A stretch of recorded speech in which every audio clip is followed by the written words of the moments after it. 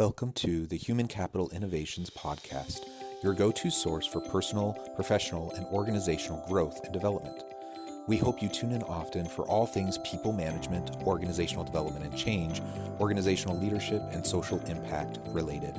Maximize your personal and organizational potential with Human Capital Innovations Podcast.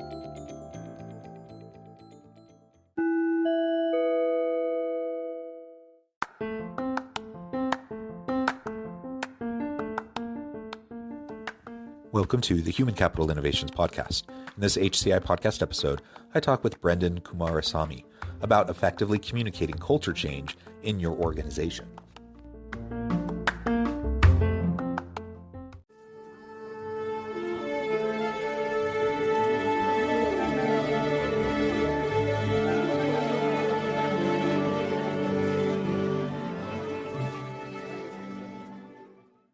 Brenden Kumarasamy, welcome to the Human Capital Innovations Podcast. Thanks for having me, John. Yeah, it's great to be with you again. You joined me probably a year or so ago. We had a great conversation about communication then. And today we're going to continue the conversation. We're going to talk about effectively communicating culture change within your organization. I know you have a lot of change management in your professional background, so this is going to be a fascinating conversation. As we get started, I wanted to share Brenden's bio with everybody. Brenden is the founder of Master Talk, a coaching practice he started to help ambitious executives and entrepreneurs become top 1% communicators in their industries. He is also a popular YouTuber with a channel called Master Talk. Brenden, anything else you would like to share with listeners by way of your background before we launch on into the conversation? No, you got it. Thanks for summarizing that so well, John. Okay, well, maybe start by just reminding any listeners who may not have caught you last time. What is Master Talk? And what are you trying to accomplish there? And then we can get more into the specific topic for today. Yeah, absolutely. So the quick story on it, Jonathan, was when I was in university, I used to do these things called case competitions. Think of it like professional sports, but for nerds. So other guys my age were playing basketball and rugby. I was doing presentations competitively. And that's how I learned how to speak and coach other people how to speak. But the goal was never to start a business or a YouTube channel. The goal was to go on and work as a management consultant at McKinsey or BCG or Deloitte or IBM. And that's where a lot of the candidates, the best candidates who join those firms, they initially do case competitions and case interviews during that process. But I accidentally developed a skill on how to coach other people and how to speak. So a few months rather, before I started working at IBM as a change management consultant, I started making videos on public speaking tips. And eventually that turned into a business. And I've quit IBM ever since to pursue this full time. Well, that's wonderful. Living the dream. IBM, I'm sure, was a tremendous experience. Tell us a little bit about your change management consulting role there. And I appreciate kind of the framing up of your origins. And you're right, many people do end up going into these big consulting firms. So what was it about IBM that attracted you? What kind of work did you do there? And then we can get into how your communication expertise helped to assist you in doing the change management work in that role. Yeah, of course. So I was at IBM for 2.5 years. And what's great about having a consulting role, especially out of university or out of an MBA, is you're already tasked with very difficult responsibilities at a young age. So you learn much faster. So when I was leading global implementations at IBM, I was primarily implementing a product called SuccessFactors, which is an HCM solution for SAP. And I was leading the change with the actual technical implementation of the solution, but I was also doing the change management where I was convincing different stakeholders within the org that this is a new change and how to explain the product in a way that people would understand it. And I would say the biggest magic from that experience, Jonathan, is at a young age, you're already interacting with very senior individuals, especially on the client side, because in the industry, the hierarchy is very flat in consulting, where the junior person is very close, is probably even having a great time with the senior executives at the top of McKinsey or any of those firms. That was the main reason I joined. It was such a wonderful experience there. Yeah, that's awesome. And that's a world I wanted to get into as well. I ended up kind of going the professorial route and doing consulting work on the side rather than going directly in like you did, but having some background as an internal change management individual in a couple of different organizations prior to pursuing my PhD. It was a tremendous experience, a wonderful opportunity. I learned a lot, and just fascinating and super fun and enjoyable. So on that note, just for anyone listening who may think, be considering career options or shifts or anything like that, tremendous area to be in for sure. So let's talk now a little bit more about the role of communication.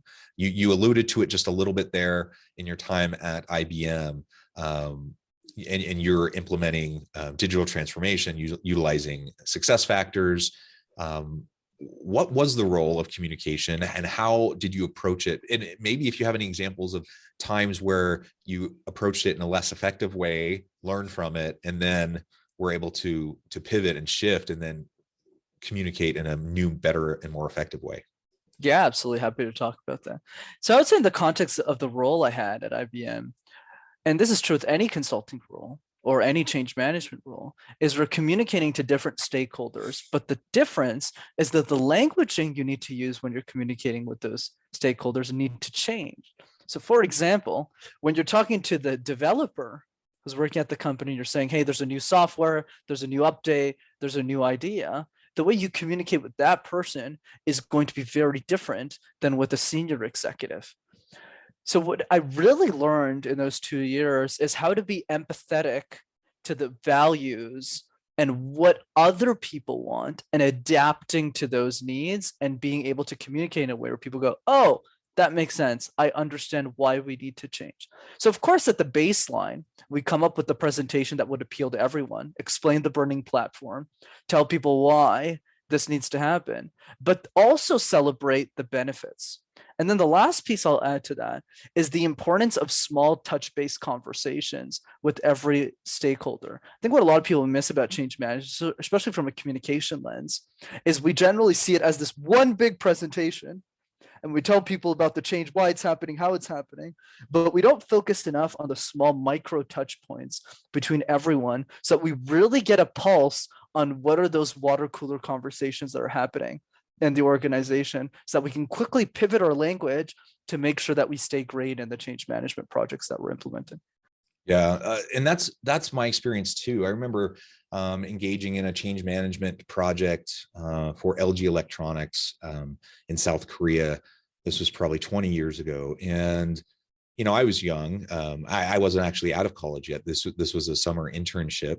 Wow. And like you said, the access that I had to senior people within the organization, senior executives, was an amazing opportunity. But also incredibly overwhelming. And the stakeholder approach that you just described was something I definitely had to keep in mind, because depending on who I was talking to and what I was trying to explain or convince, I had to take a completely different approach. As someone, especially in an Asian culture with incredibly lower level status, I was basically the only white dude, working in the team. And so, I spoke the language pretty well and understood the culture pretty well. So I was able to navigate that decently well, but still, it's just, I was in a different kind of a situation than say one of my Korean colleagues. And so it just added to the level of me trying to really hone in and think carefully about the communication strategies that I would take with each different group of people that I had to go in front of. Tremendous learning opportunity. And I appreciate the conversation about the micro touch points with people, because I always tell students when I teach at the university and we're talking about organizational development and change management, you need to consider every single interaction with any stakeholder as part of the overall intervention of the change process. You can't take anything for granted.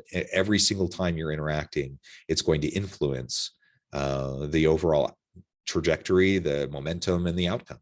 And so you have to look at each client meeting, each interaction with stakeholders as kind of its own standalone intervention event, as part of an overall intervention strategy, and pay attention accordingly. And not to say that we need to be so high strung because every single thing we do is so high stakes. I don't want to say that. We need to, manage, that okay in healthy ways, but it's just a healthy realization that these interactions really do matter. Oh, absolutely. Like one way I would phrase what you said, which is excellent, is probably terminology we don't use that much in the change space, but that I always love to talk about, is the idea about being pessimistic short term and optimistic long term. So being optimistic about the change that we're creating, but also being equally pessimistic on what can go wrong at the smallest granular level. And if we can figure out what those touch points are earlier, it's much easier to mitigate this. One strategy I used when I was at IBM, and I still do that in some cases with different clients and ideas, is mind mapping. So mind mapping is when you look at an organization and you go, who are the key players? Who's driving the change? Who has the most influence on the table? And how do I create microtransactions, relationship building tools, so that I take over the entire mind map? So a good example of this is, let's say the engineers are on board, but there's one engineer that everyone else looks up to. If that person isn't on board, your change isn't not necessarily impossible, but it's just harder, especially if it's a software change. So that's really the key. It's all about always being paranoid, having some sense of paranoia, rather. I should probably know how to speak English as a speech coach, but the idea is having some level of paranoia short term so that every single risk is mitigated before those issues come up, so that the change is more likely to succeed.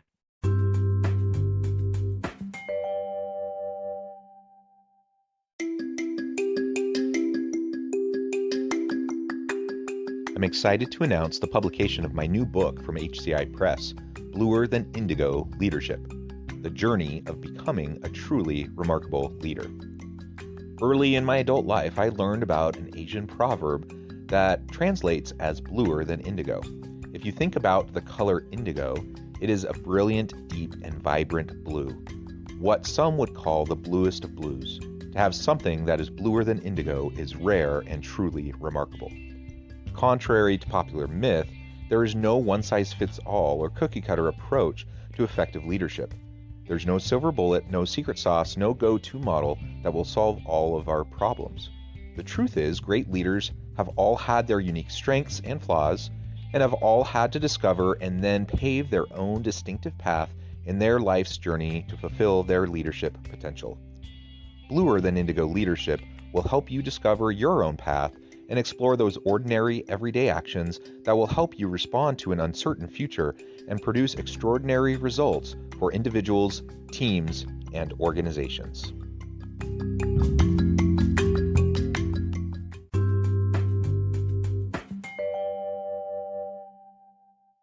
Yeah, I really like that. And I'm a big fan of creating new words. So that's a really good one. I like it.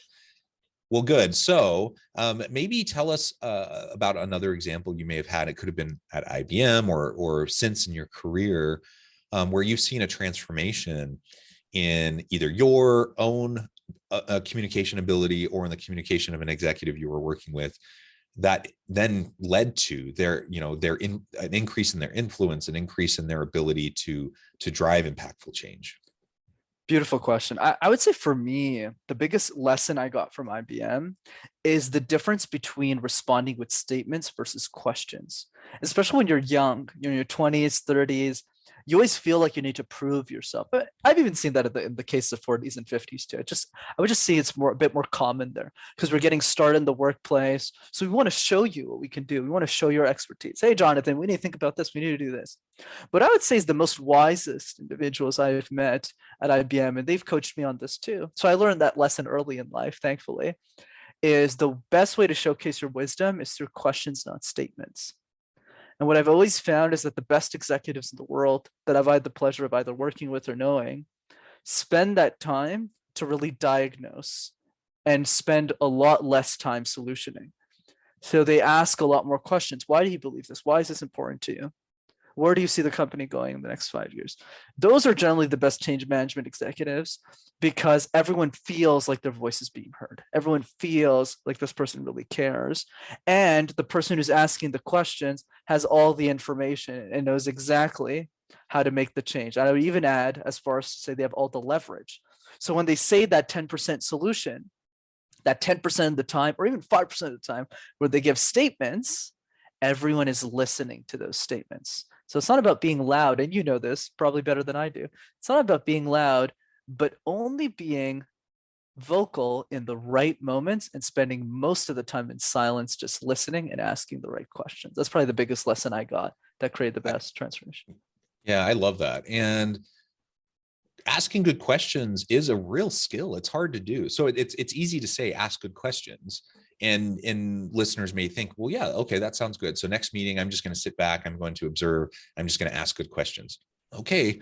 But it's a skill that needs to be developed. So certainly being mindful of it, having a goal in place to listen more, and to try to formulate good questions. That's excellent.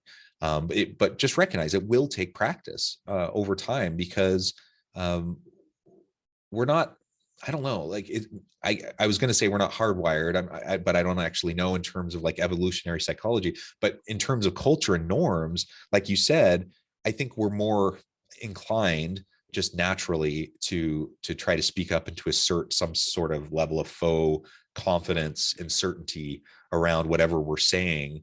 And frankly, that often gets rewarded in organizations, at least in the short term. And so we need to disrupt that pattern within ourselves, and then be willing to sit, in some cases, discomfort as we're sitting in more silence and listening more, and trying to really ask the good, thoughtful questions.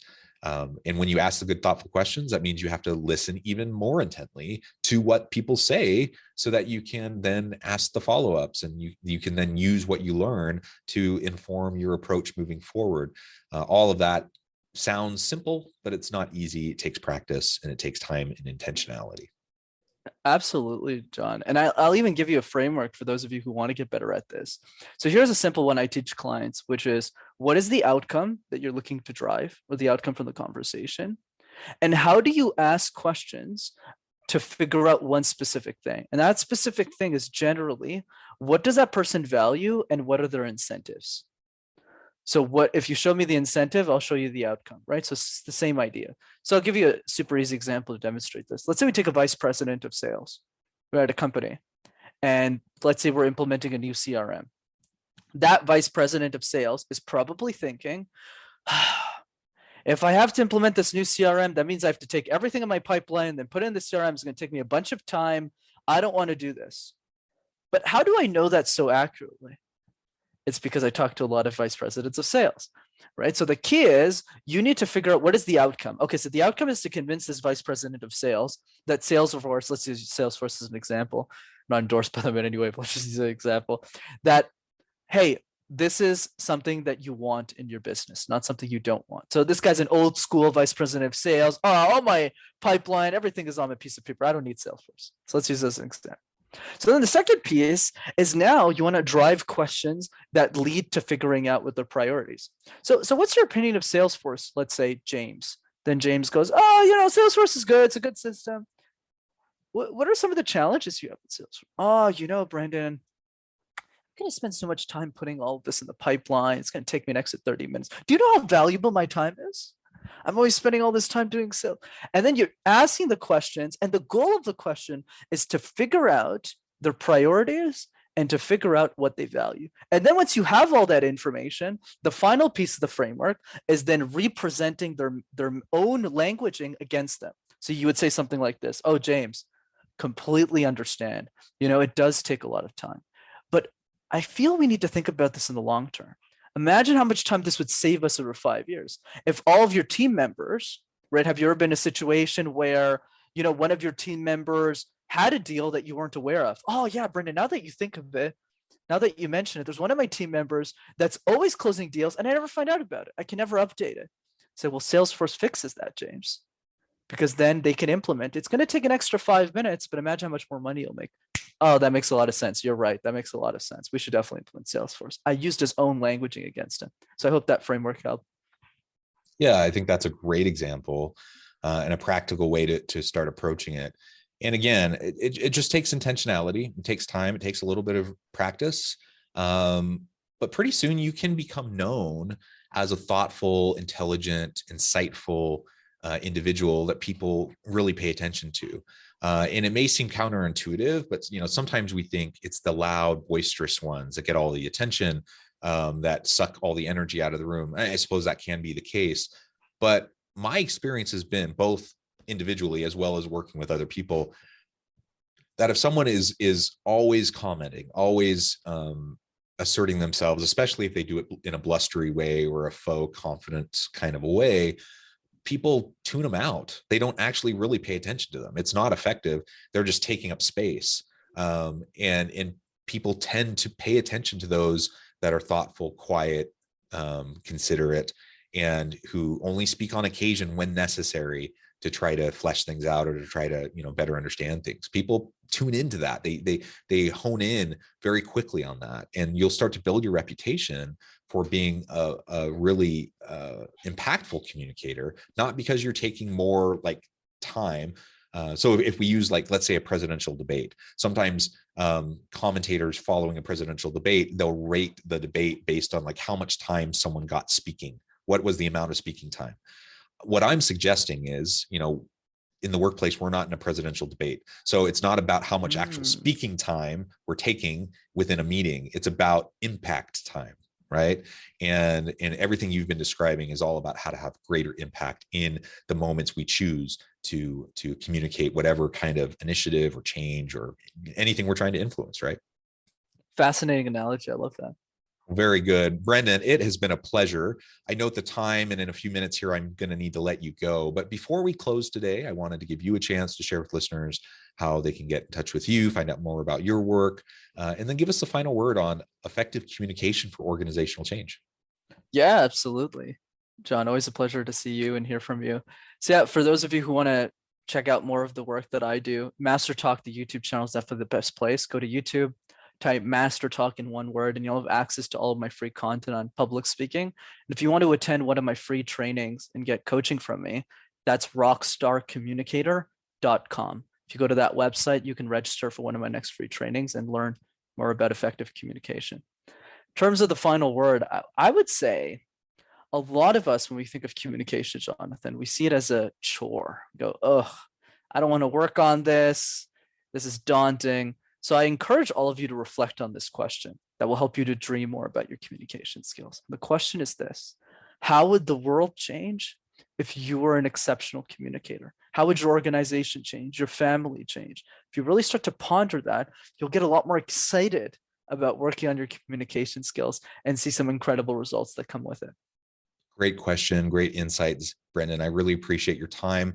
Thank you so much for sharing all of this with me and my listeners today. I encourage listeners to reach out, get connected, find out more about what Brenden can do for you. And as always, I hope everyone can stay healthy and safe, that you can find meaning and purpose at work each and every day. And I hope you all have a great week.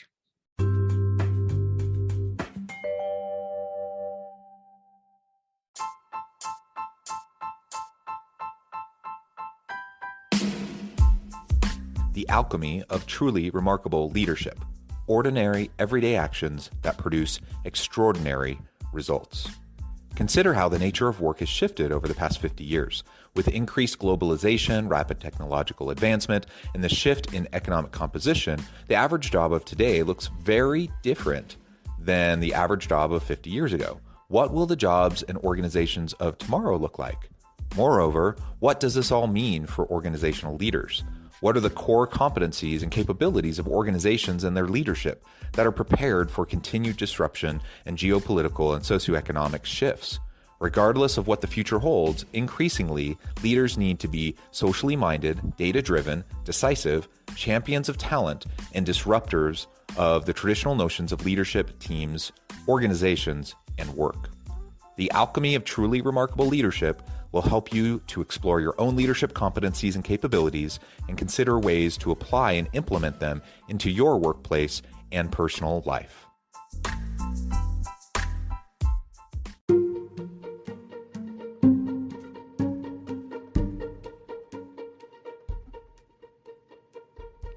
Check out Human Capital Innovations magazine, Human Capital Leadership. Human Capital Leadership is a free, interactive e-magazine with the mission to help individuals, leaders, and organizations find innovative approaches to maximize their human capital potential. We publish issues quarterly in August, November, February, and May. Take a look at the latest issue and let us know what you think.